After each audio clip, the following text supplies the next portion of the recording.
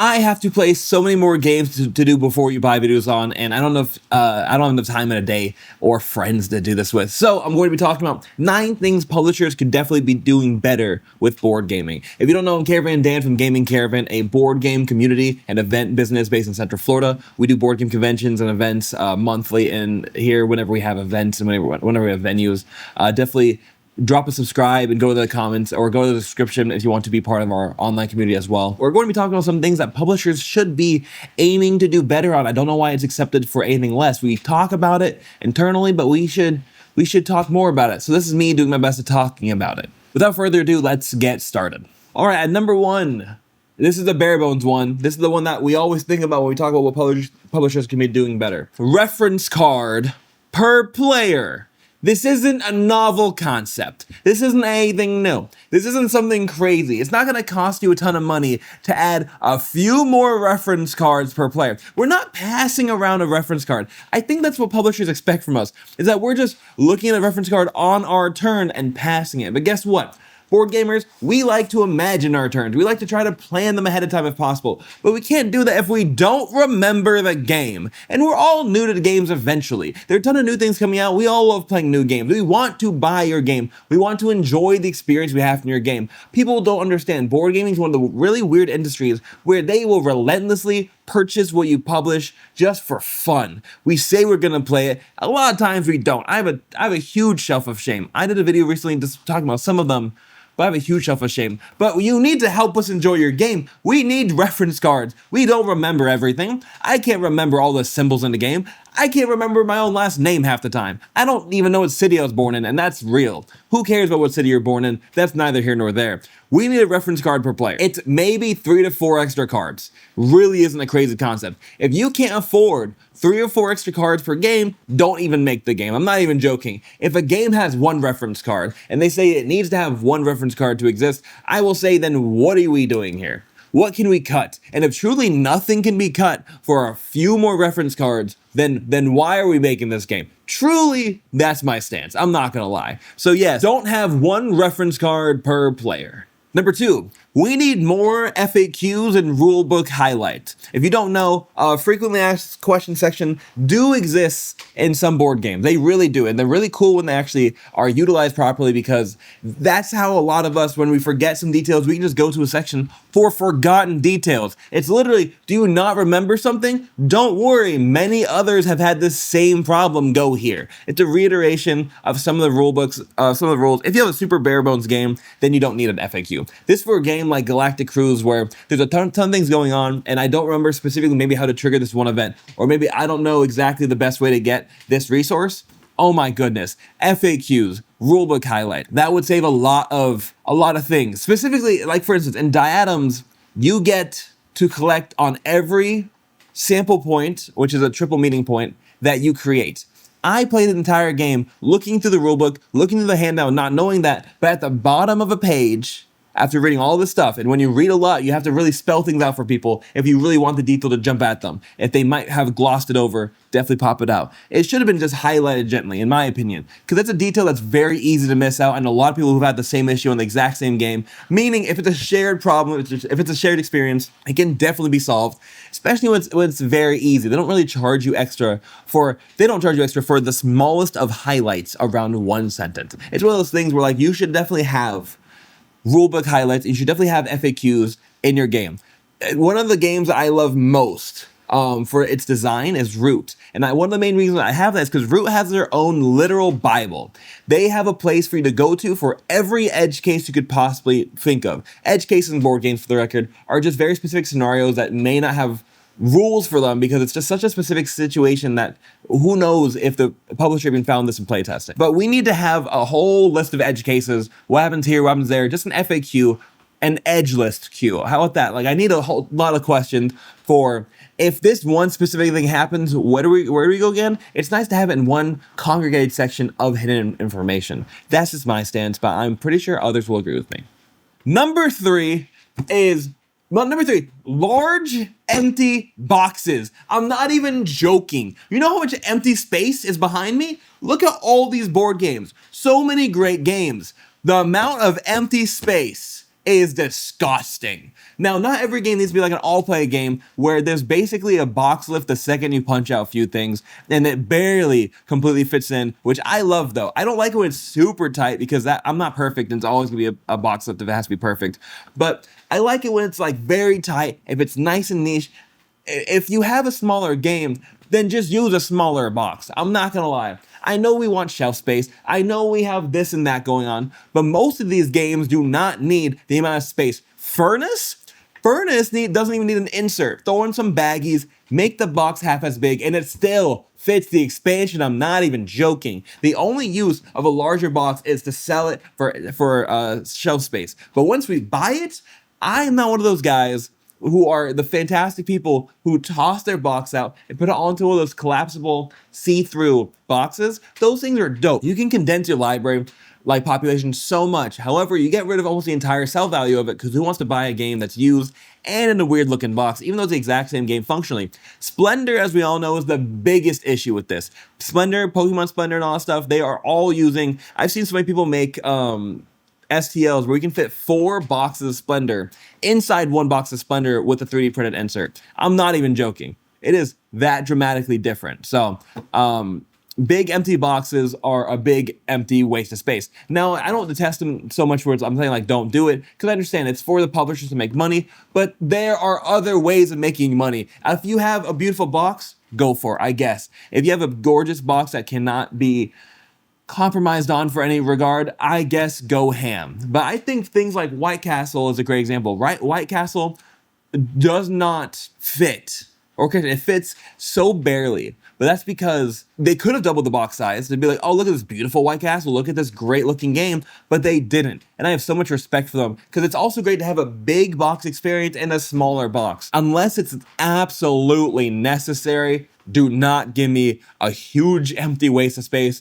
For the love of God, for the love of me, for the love of anything, okay? Just don't. Number 4, controversial, but I've had over 70% of people I've polled agree with me on this, and hundreds of people have voted on this poll. Stop crowdfunding your game. Stop crowdfunding your game. You millionaire, you multi-millionaire businessman, do not need a crowdfunding campaign. You have millions in your pocket, even hundreds of thousands for a run that will cost you maybe 20K. I'm not joking. Don't do a crowdfunding campaign. The vast majority of us just want the game. We don't want the wait.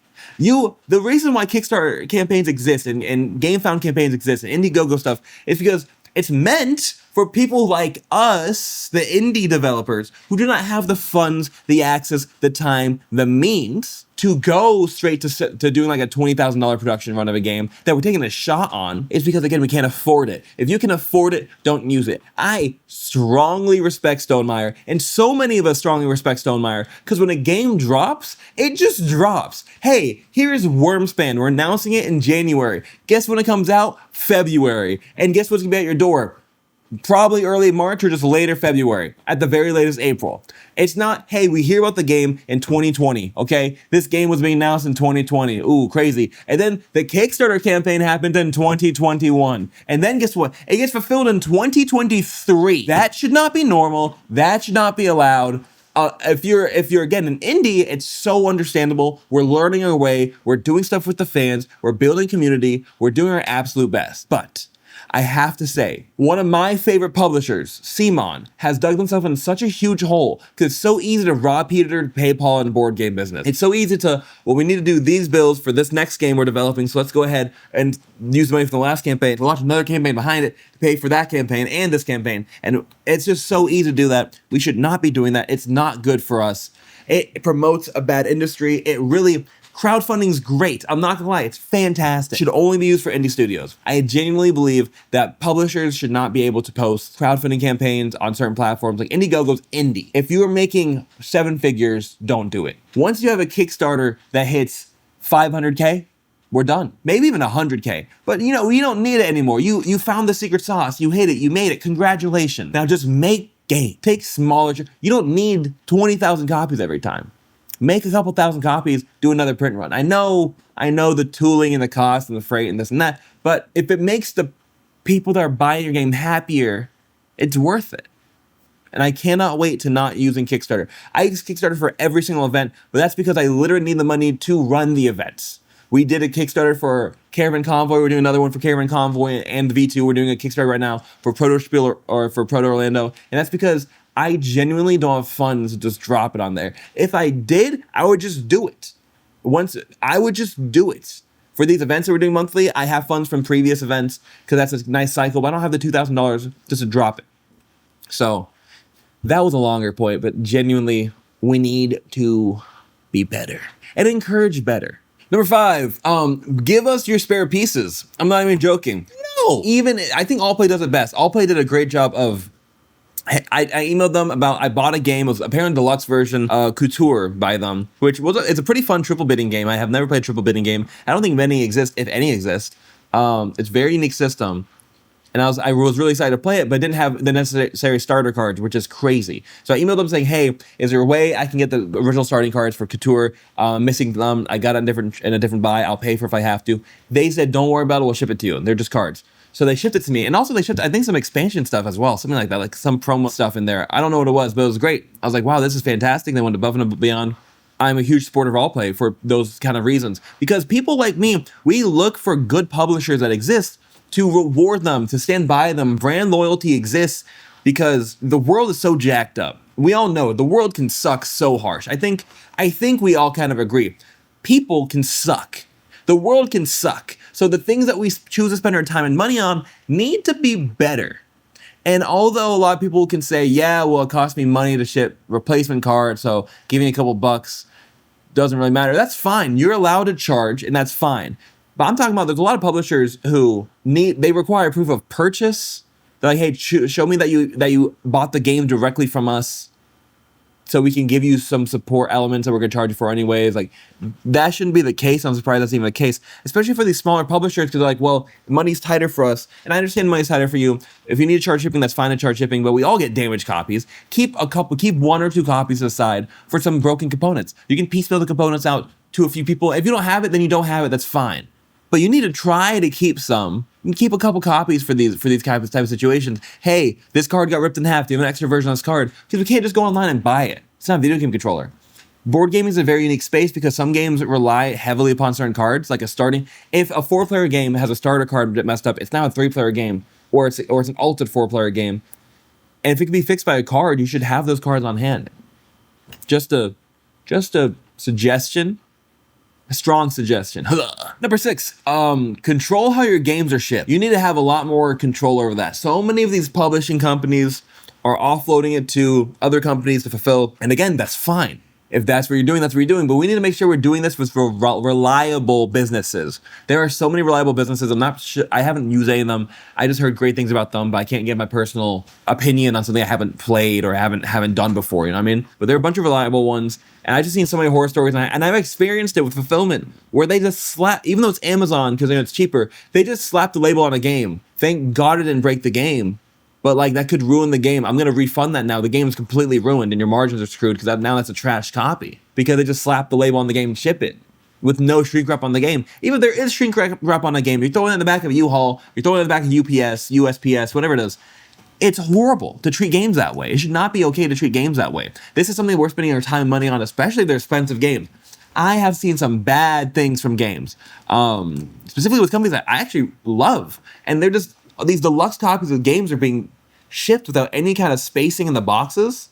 So the box of the game is just adjacent to the box of the box. So the box get nudged, the game's out dinged immediately. Corner damage is running flagrant. If I spend $200, $300 on a game, I'm expecting the game to have no damage on it. This shouldn't be a novel this is a crazy concept to give me a non-damaged thing that I bought. Well, hey, ship it back to us and we'll ship you a better copy. I've seen people do that and they get shipped the same way, so it's another damaged copy.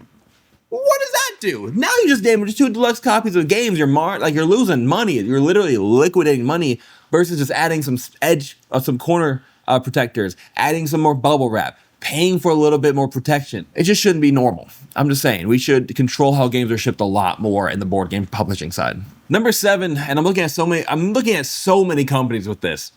efficient, effective rule books, not based on size. We should not be basing our rule books based on, well, I only want to be 10 pages long. I'm in the board game design group on Facebook. If you want to talk to other board game designers, join the Board Game Design Lab on Facebook and some other board game design groups. But I'm seeing somebody saying, hey, I want my rulebook to be no longer than 10 pages. If your game takes 14 pages to explain adequately and efficiently with no questions or communications, then why are we trying to condense it to 10? That's idiotic. If you want yours to be 10, make it 20 then. Because it sounds like you're going to lose information by trying to be concise. Concise and clear can sometimes be antithetical to each other. That's a hard word. They could just be opposites. You know what I mean? They could be fighting each other. I think we all need extra space in our rule books. I think one of the best uses of space in the rule books actually comes from I think it's called Good Games Publishing. Regardless of the game's ins and outcasts. I haven't done my video on this game yet, but they actually were a sponsor for Caravan Convoy. Andy, I believe, was a designer and publisher. Great guy. Met him at Gamma. We talked for a long time before that on like TikTok. Heard a story with it. But Ins and Outcasts has a great cartoon in the back of the rulebook saying, hey, did you understand the rules? Well, if so or if not, follow this cartoon graphic to play the game. It's like just cartoon characters playing the game to show you exactly. And guess what? That cleared up so many things that I was confused on. Just small details. But watching it, and they could only do that because they had ample space in their rulebook. They said, you know what? This could have been 2 pages shorter because of this cartoon, but we want to re-explain this in a different way for people who learn differently. And the board game space is great for inclusivity. It's one of the most inclusive spaces, whether you like it or hate it. It's one of the most inclusive spaces for all types of people, all walks of life. So why are we limiting it to one version of explaining the game? We have video, we have the rule book, but there's other ways. I can't do videos for the life of me. I can't sit through a video. I go completely AFK when I'm looking at a video. In the rule books, goodness gracious, you really think all these words make sense to everyone? No, do a cartoon. It was great. I'm such a fan of cartoons and rulebooks now. Everyone should have one. High key. I'm not even gonna lie. But regardless, make effective rulebooks regardless of length. Number 8 is be proactive on Board Game Geek and forums for board games. Now, this is specifically for larger board game launches. Cardboard Alchemy, Chip Theory, Devere, Gameland, all this stuff. Now, some of them are, again, Cardboard Alchemy very much is, Chip Theory very much is. They're great. I believe Stonemaier is really good by having a Facebook group for every single game, and it's pretty active and moderated very well on launch. But I do believe more board game companies need to be the approach of, for the 2 or 3 months after the game launches, be active on the forums, because a lot of edge cases can come up, rule questions, confusion, clarification needed. And if you're not there, then they're getting secondhand information from other people. Now, these other people might understand the game well, which is not bad. Even if the moderator reads the comment and reads what was answered and just says, yep, that's confirmed, that can clear up so many things. Because people like me and Munchkin or something, I'm going through the Board Game Geek trying to find out the answer to a very specific question that tons of people have. And we assume the answer through logical conclusions and just the logic of the game and using the context of the situation. But overall, we could be wrong. And a lot of us hate that. I hate that personally, knowing we could be playing a game wrong just because the rulebook wasn't clear, videos didn't help, and there's no solidified answer on this topic that's been asked like 6 times on Board Game Geek. So be active on Board Game Geek. Be proactive. You know what I mean? Just do an AMA on Reddit.